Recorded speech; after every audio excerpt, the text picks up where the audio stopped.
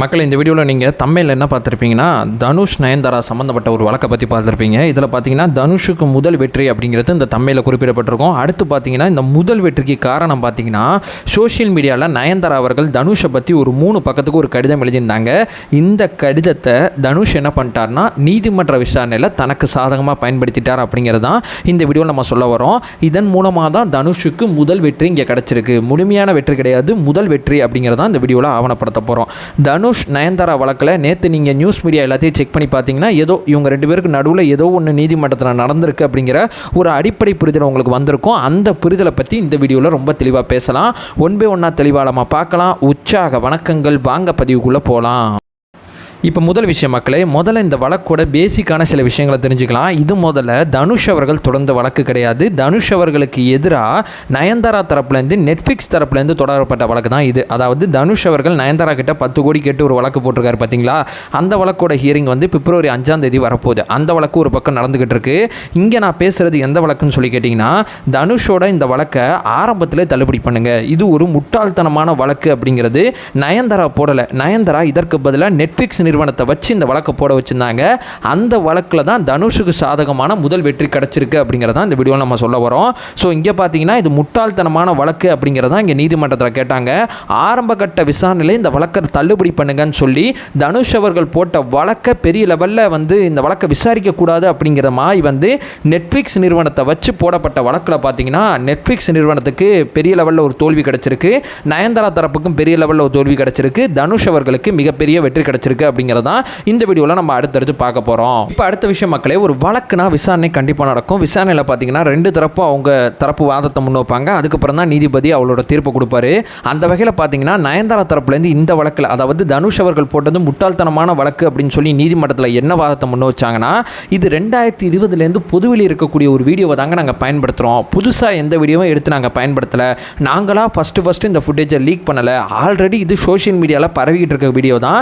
அந்த வீடியோவை எடுத்து தான் எங்களுடைய ஆவணப்படத்தில் வச்சோம் அப்படிங்கிற முதல் வாதத்தை முன் வச்சாங்க. 2வது, இது வந்து படம் கிடையாது. படத்தில் இருக்கக்கூடிய எந்த ஒரு விஷயத்தை நாங்கள் எடுத்து வைக்கல. படப்பிடிப்பு தளத்தில் எங்களோட ப்ரைவேட் ஃபோனில் எடுக்கப்பட்ட ஒரு ஃபுட்டேஜெல்லாம் நாங்கள் பயன்படுத்தியிருக்கோம்.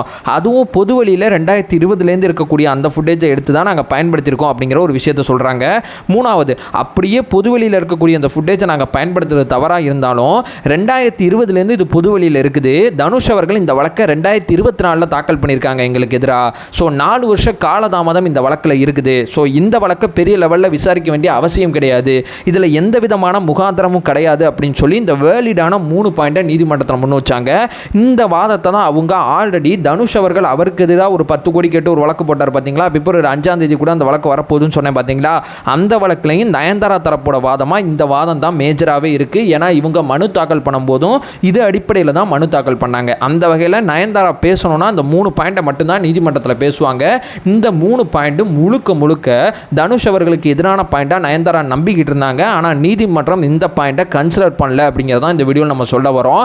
பட் நீதிமன்றத்தில் தனுஷ் அவர்கள் தரப்பு இந்த பாயிண்ட்டை ஓவர் கம் பண்ணுறபடி அவங்க வேலிடான வேறு சில பாயிண்ட்ஸ் வச்சுருக்காங்க.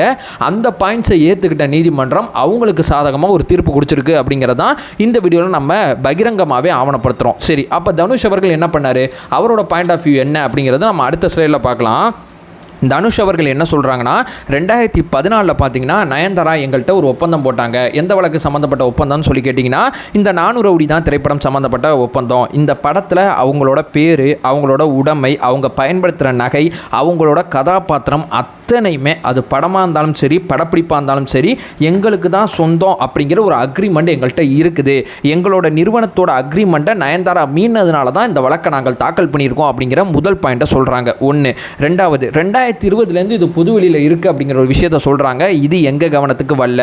எங்கள் கவனத்துக்கு இது எப்போ வந்துச்சுன்னா, நயன்தாரா சம்மந்தப்பட்ட ஆவணப்படம் நெட்ஃப்ளிக்ஸில் ரிலீஸ் ஆச்சு. அந்த ஆவணப்படத்தில் பார்த்தீங்கன்னா பெரிய லெவலில் எங்கள் நிறுவனம் சார்ந்த எடுக்கப்பட்ட படத்தோட காட்சியை பயன்படுத்தியிருந்தாங்க. சொல்லிட்டாங்க. நாங்கள் முதல்ல அவங்களுக்கு நோட்டீஸ் அனுப்பிச்சு விளக்கம் கேட்டோம். ஒழுங்காக அந்த காட்சியை எடுத்துருங்க அப்படிங்கிற ஒரு விஷயத்தை சொன்னோம். அவங்க எங்களோட வாதத்தை ஏற்றுக்கவே இல்லை. அதனால தான் நாங்கள் நீதிமன்றம் வந்திருக்கோம் அப்படிங்கிற ஒரு விஷயத்தை சொல்கிறாங்க.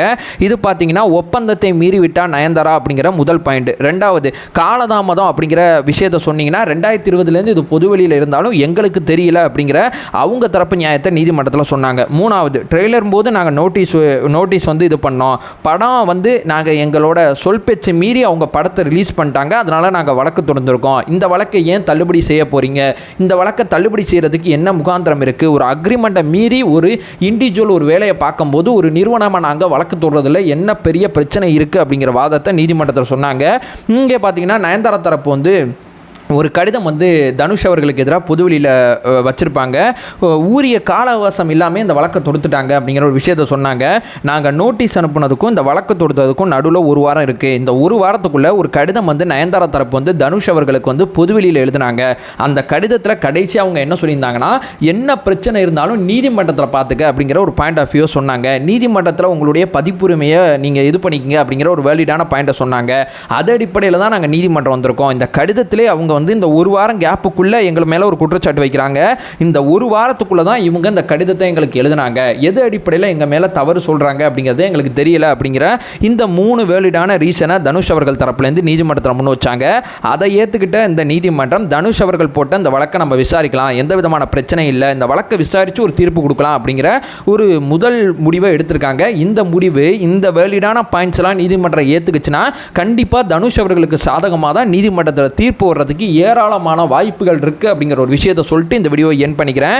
ஸோ தனுஷ் நயன்தாரா நீதிமன்றத்தில் நடந்த விஷயத்தை பற்றி இந்த வீடியோவில் தெளிவாக ஆவணப்படுத்தியிருப்பேன் அப்படிங்கிறது என் நம்பிக்கையாக இருக்குது.